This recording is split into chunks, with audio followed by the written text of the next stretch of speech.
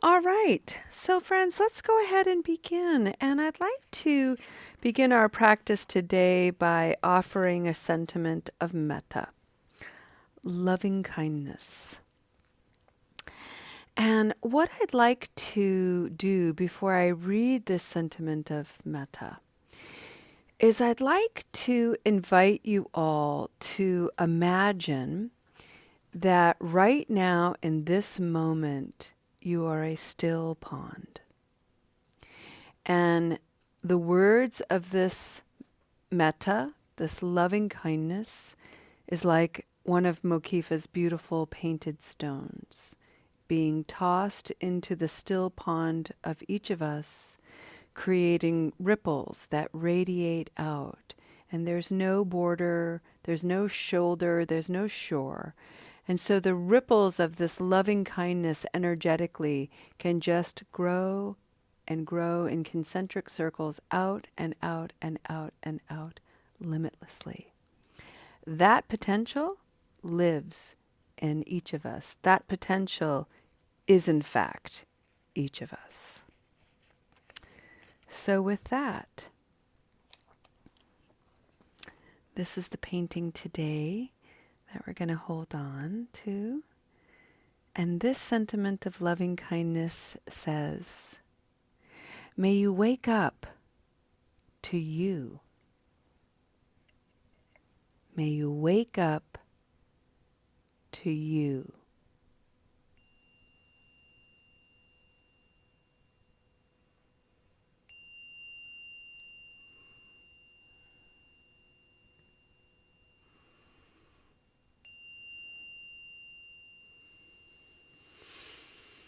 Beautiful. Friends, welcome to Recovery Dharma and the Spokane Sangha. My name is Julia. I'm one of the facilitators of this community. It is such a privilege to be here. On Wednesdays, we have a Zen practice. It's a very inward, introspective, deep-looking practice. It began during the pandemic, and we started to read the wisdom, the Zen wisdom, so far of two masters. We began with Zen Mind, Beginner Mind by Suzuki Roshi. And then for 2.5 years, we studied a book titled Standing at the Edge by Roshi Joan Halifax. A handful of weeks ago, we began to study a new Zen master, Thich Nhat Hanh. Many of you have heard of him. Some of you may not know who he is. Thich Nhat Hanh is a Vietnamese Zen master who died a couple of years ago, well into his 90s. He is singularly responsible for bringing the concept of sati, mindfulness, to full fruition in the Western consciousness. He has written hundreds of books. He is prolific in his message. And so today we are reading from a book called Go Slowly, Breathe and Smile. And this book is written by Rashani Ray. And these are all the sayings of Thich Nhat Hanh. Not all of them, but many of them collected in this book. And so what I'd like to do today is first take in the title of this book, Go Slowly, Breathe, Smile. And what I'd like you to do is, as you settle into a posture that feels comfortable to receive, settle in slowly. And let's say that today, for your practice, stillness is not available. And invite that to be perfect. Sometimes in this contemporary world, it's difficult to stop, and we get access to practice in between moving from point A to point B, and that's okay. It's perfect, actually. So if you're in any kind of motion for your practice today, see if you can turn down the tempo of your movement by a notch or two.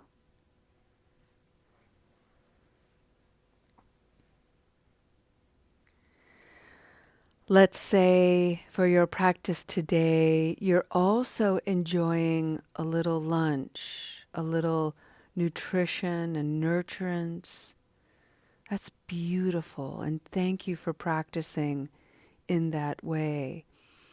The next bite you have and the next bite or sip of tea that you are about to enjoy, do so a little bit slowly.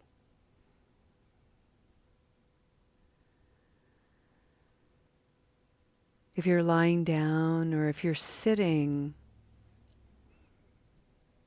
and you feel an itch or a cramp or a little twinge, address it by moving slowly. And may your movement be supported by the breath, breathing in, breathing out.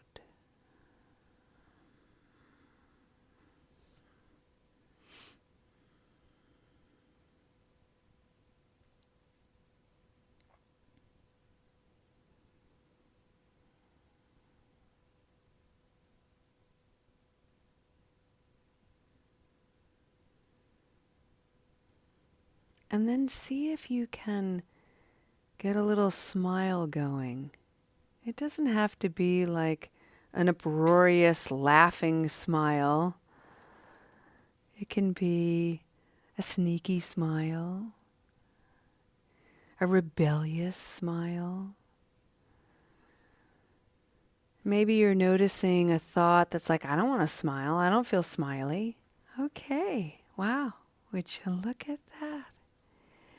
Maybe you can smile at that. Look at all that resistance, all that rebellion. Fascinating. Wonderful.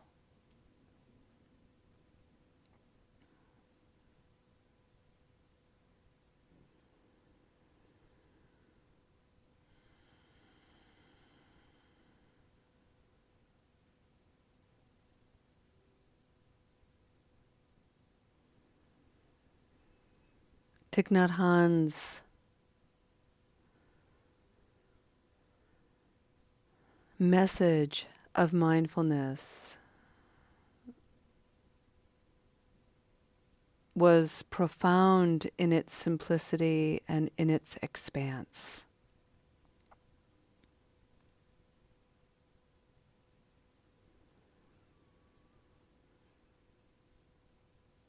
He used breathing in and breathing out as a way to anchor our attention and our awareness in the present moment, recognizing that just beyond us, just surrounding us, is our past and our present.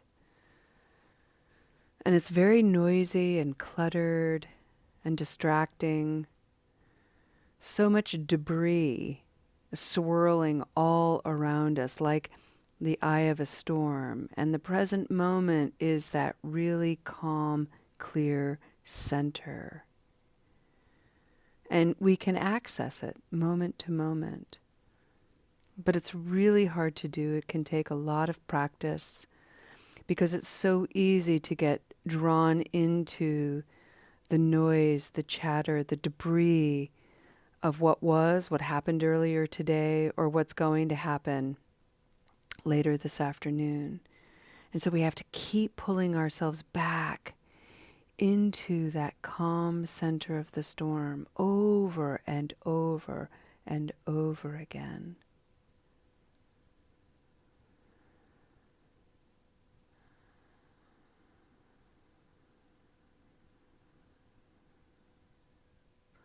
For me, This practice has enabled me to tap into the awareness of suffering. Anytime I am calm and in the center of the storm around me, when I look into all of that noise, all of that distortion, what I see is dis-ease, confusion, suffering. And I can see myself in it as well.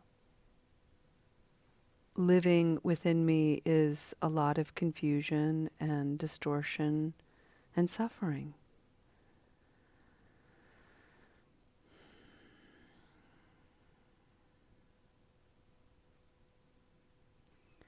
And it helps me to anchor into this calm so that not only can I relate to another person's suffering, but I can really make an effort to try to be an instrument that brings peace, an instrument that brings clarity, an instrument that can guide someone to their own sense of ease and comfort and peace. And so when we anchor in metta, in loving kindness, may you wake up to you, may you wake up and see clearly all that suffers in you. May you do so with a gentleness. Wake up, love. It's time to get up. That sentiment, that warmth, that love can ripple out into the storms of confusion.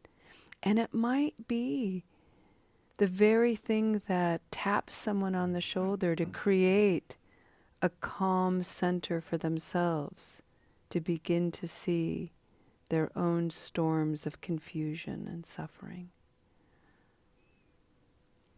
We are intimately, intimately connected.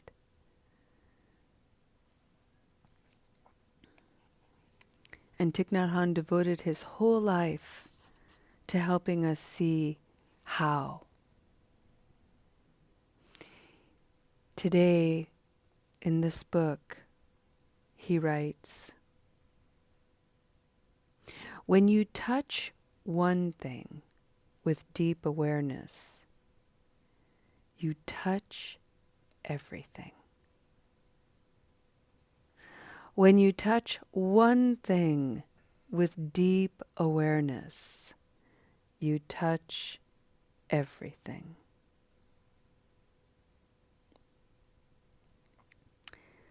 An explanation that goes along with this. Each step you take, Thich Nhat Hanh writes, you are touching the whole earth. When you touch with that awareness, you liberate yourself from many afflictions and wrong views.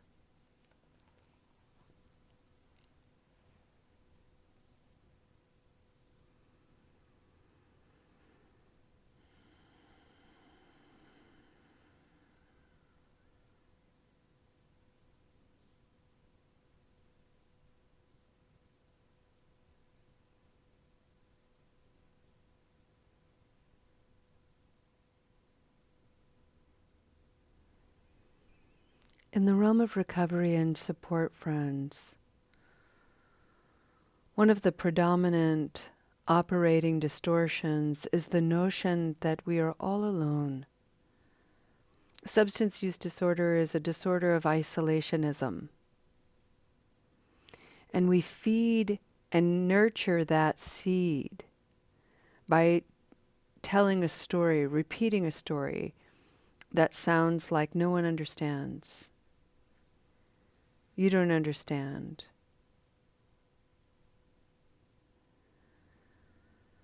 And you know, that might be true. And it's definitely not the whole truth. None of us can really understand each other's experience because we're all unique individuals. However, we're also all human beings, which means your experience and my experience are similar. Enough similar that what I understand of myself, I understand a little about you. And what you understand of yourself, you understand a little bit about me. And the more I can touch and understand myself, the more I can touch and understand you.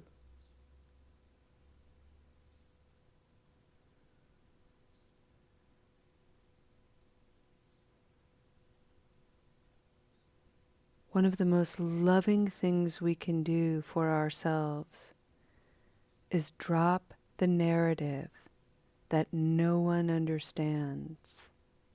Because what we're really saying is, I don't understand.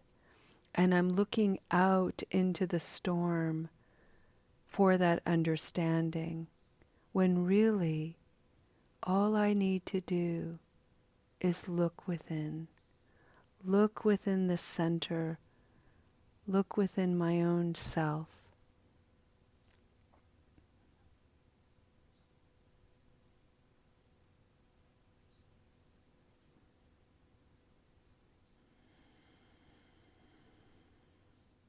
And that's not easy.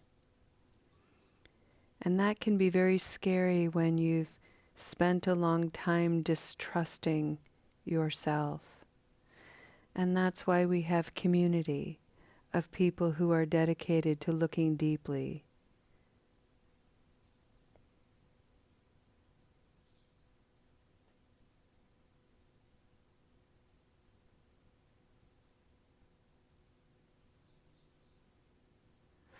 When you touch one thing and look deeply, you touch everything. So let's take a few moments and touch one thing within ourselves. And may I invite us to touch into the first thing that pops into your mind, even if it seems absurd. Just go with it, explore it, follow it. Go down the rabbit hole of your own mind.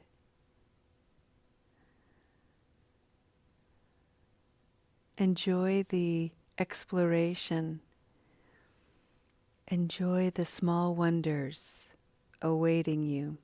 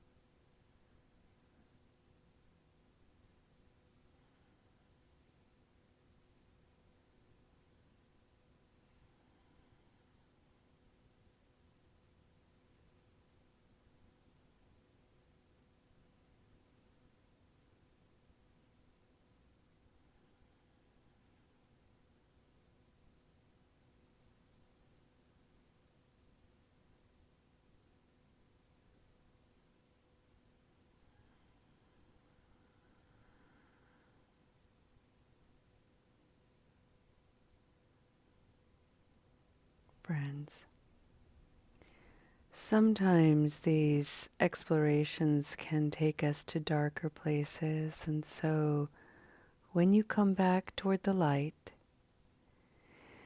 may you awaken to you. And may you know that when you awaken to you, you awaken to me, to others, to everything. Alrighty, let's go ahead and end our practice today with a dedication of merit.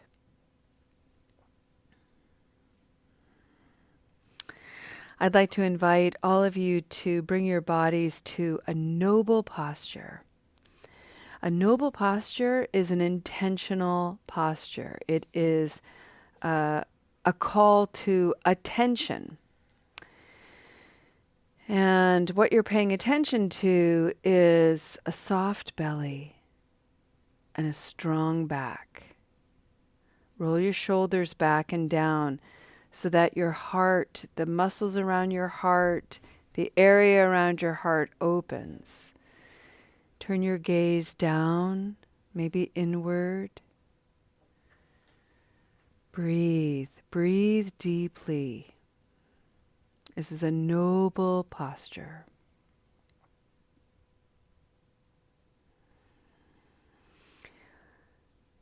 We take refuge in the Buddha, the human being just like you and me, whose claim to fame is that he determined to awaken to the causes and conditions of his suffering. That capacity lives in each of us, and it is made possible through the Dharma. So we take refuge in the Dharma, the teachings of the Buddha, and there are thousands of them. It is so important to allow this wisdom to come alive in you, as you and through you, as only you can bring it and express this wisdom. And we take refuge in the Sangha, the community of wise friends, the meadow of beautiful flowers, the banquet of nutritious food, the plethora and variety of human experience, human karma, ancestral legacy, all of it coming together in practice as community. What a privilege, what an honor to take refuge in these jewels.